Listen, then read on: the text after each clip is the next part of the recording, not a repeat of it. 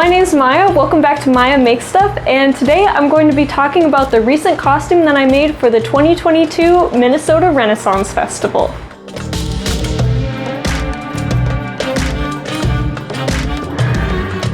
But first, let me tell you where it began.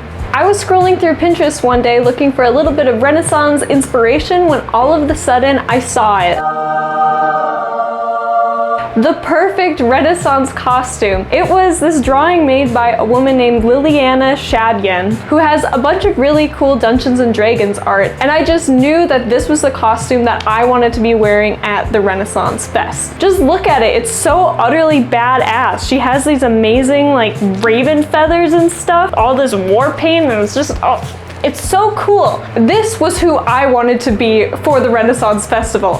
However, there was one problem.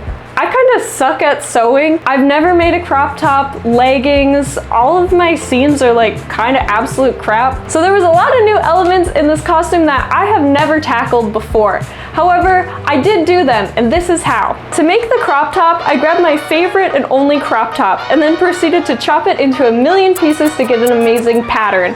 Just kidding! I really traced it onto a piece of paper and cut out a nice, simple, beautiful pattern. Then I used that pattern to cut out a nice, suede-y crop top. I sewed both of those pieces of fabric together using my sewing machine, and I put it on my mannequin, so now you can see the front, side, and back.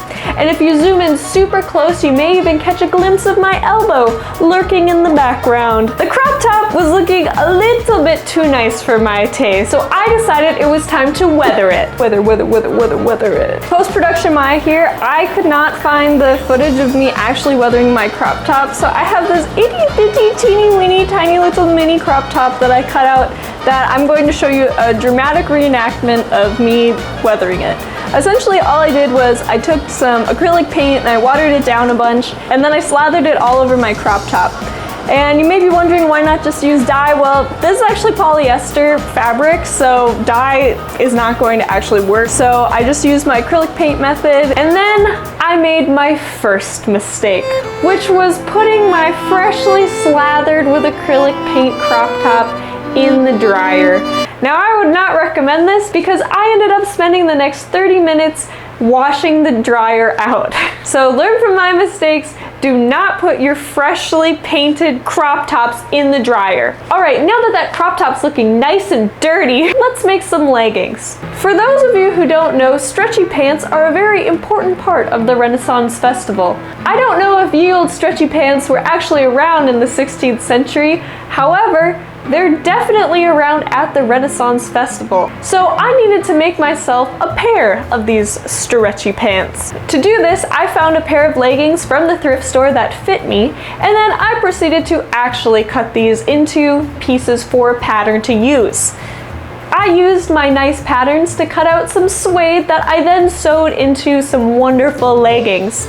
And they were looking very nice. A bit too nice. So I ended up taking my X-Acto knife and cutting a bunch of little tiny nicks into my leggings. I busted out my acrylic paints again and I slathered away, making sure to add extra dark colors to where those slashes really were.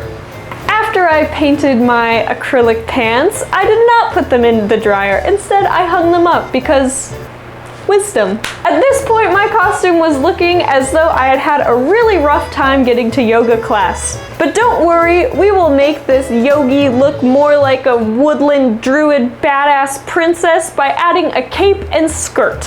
To make the cape and skirt, I ended up actually dyeing a bunch of fabric. As you can see from the wonderful source material, there's a super cool gradient that's going on in both the cloak and the skirt, and I wanted that in my costume. So I ended up tie-dyeing the fabric. Here's a pro tip: soak your garments that you want to paint in a soda ash water solution before you end up actually dyeing it for more vibrant colors. My dyeing setup is pretty fun. I have a plastic covering for my table because it's important to not dye everything when you have tie-dye.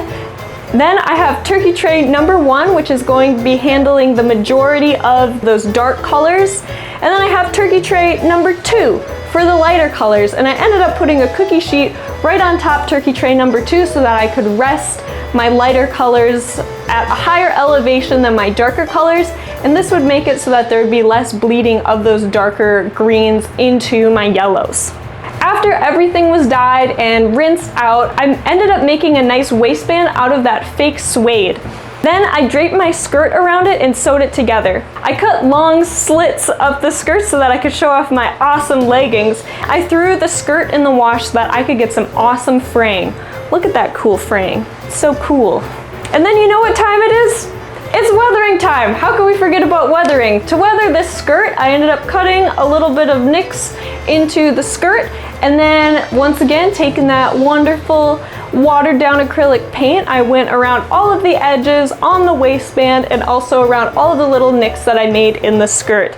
Now it's time for the cape! I started by removing the trash bag cape that I kept resting on the back of my mannequin for ease of use, and I ended up pleating 1.5 yards of the flannel that we had just dyed so that we'd have a nice, well, cape. Look at that.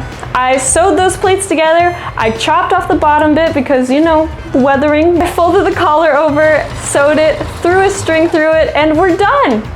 Kidding, of course. I have 10 yards of feathers that need to go somewhere. So I proceeded to watch all of season 1 of Avatar: The Last Airbender while diligently sewing feathers to my cape. By the end of this, I feel like I am now an honorary feather bender. Not a fender bender, a feather bender. I ended up whip stitching most of the feathers on around the collar, and like, it's not great. As I said before, I'm not a good seamstress, but you know what? I'm cosplaying as like a druid princess warrior who probably wasn't trained in being a seamstress anyway, so it's fine. At this point, my outfit was looking great. However, there was still 2 more seasons of Avatar to watch, which meant it was time to make some bracers. I traced my arm onto a paper bag to make my bracer pattern, and then I used 5mm craft foam to create the bracers. I added some nice detailing to the top of the bracers by using the foam that I had just cut out as a pattern. And then I like drew some details out and I put it on, and it was nice.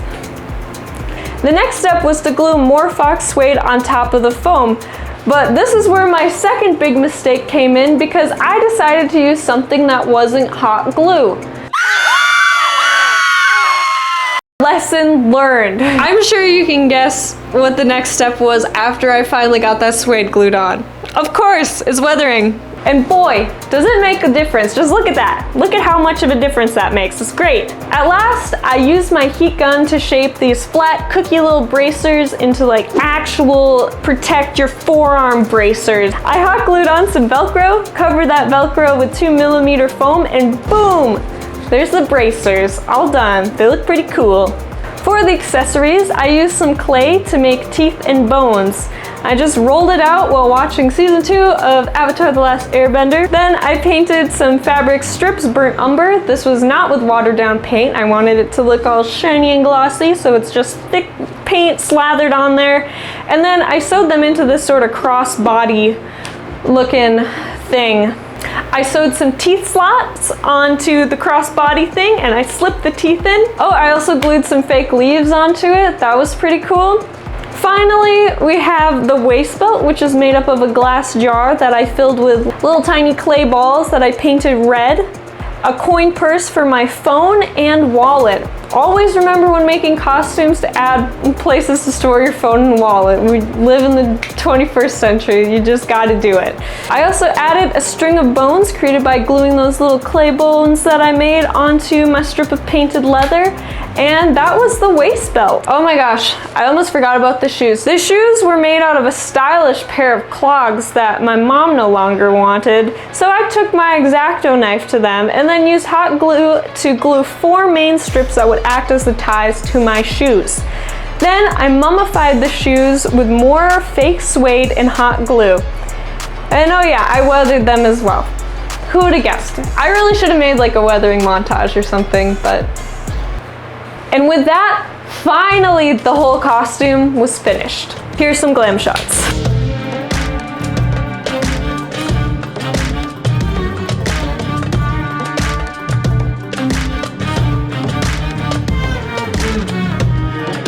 Anyways, thank you so much for watching the video. If you like content like this, consider subscribing. I'll see you in the next one. Bye!